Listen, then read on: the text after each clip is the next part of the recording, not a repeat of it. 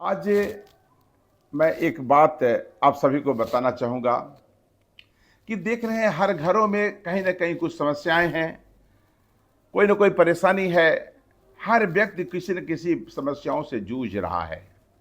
ऐसे में वाल्मीकि रामायण का एक दृष्टांत है।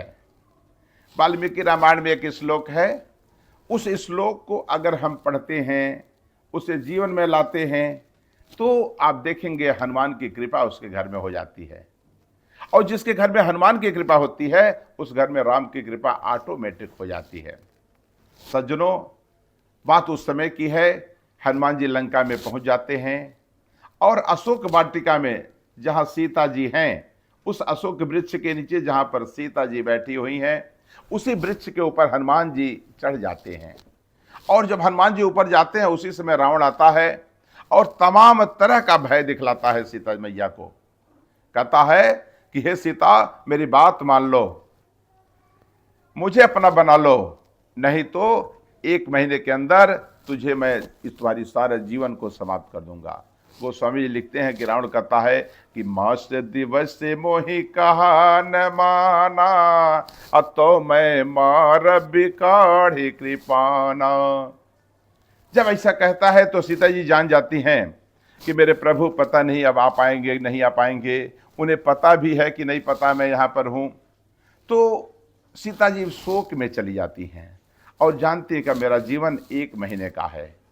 तो वह आकाश से कहती हैं कि हे आकाश, तुम एक अंगारा मेरे पास भेज दो और वो अंगारा से मैं एक चिता बना लूंगी और चिता में जलकर भस्म हो जाऊंगी। इस आतताई के हाथ से मरने से बढ़िया है कि हम चिता में जलकर भस्म हो जाएं। उसके बाद उसी समय पवन पुत्र हनुमान ऊपर हैं और जिसकी माँ इतनी संकट में है, बेटा कैसे बर्दाश्त कर सकता है। हनुमान जी सोचते हैं क्यों न अभी इस रावण को समाप्त कर दूं। लेकिन फिर उन्हें जामवंत की बात याद आती है। जामवंत ने कहा था नहीं, रावण को तुझे मारना नहीं है, तुझे केवल सीता जी का पता लगा करके आना है। हनुमान जी नीचे उतरते हैं और कहते हैं हे माँ, ये जो मुद्री है, ये जो मुद्रिका है, जो अंगूठी है, हे माँ, इसे मैं लाया हूँ, मैं ही इसको गिराया हूँ। तो सीता जी कहने लगती हैं, सोच में पड़ जाती हैं कि इस लंका में जहाँ पर हर हर जगह जगह पर राक्षस हैं, जहाँ पर मनुष्य को देखते वो खा डालते हैं, ये बंदर कैसे चला आया। सोच में पड़ जाती है सीता जी। तो उसमें सीता जी जिस बात को कहती हैं, वही बात वाल्मीकि रामायण में लिखा हुआ है। लेकिन हे भारतवासियों, चूंकि वह संस्कृति में हर आदमी पढ़ नहीं सकता, इसलिए उसको एक कवि ने पिरो दिया 2 लाइन में।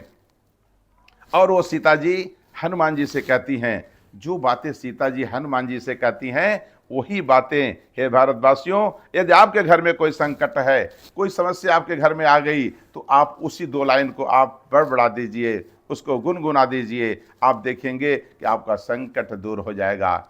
सीता जी हनुमान से कहती हैं कि हमें जानते ना, हमें जानते ना, पहचानते ना हनुमान, मुनेरी कैसे मिली हमें जानते ना, पहचानते ना हनुमान, मुनेरी कैसे मिली।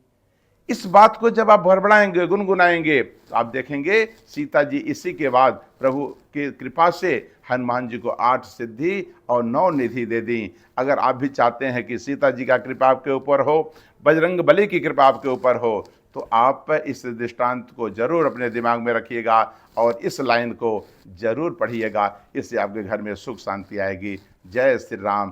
बोलिए हनुमान जी महाराज की जय। जय गौ माता, जय गोपाल। मैं गोवत्स स्वामी डॉक्टर विनय, पीठाधीश्वर, कामधेनु शक्तिपीठ।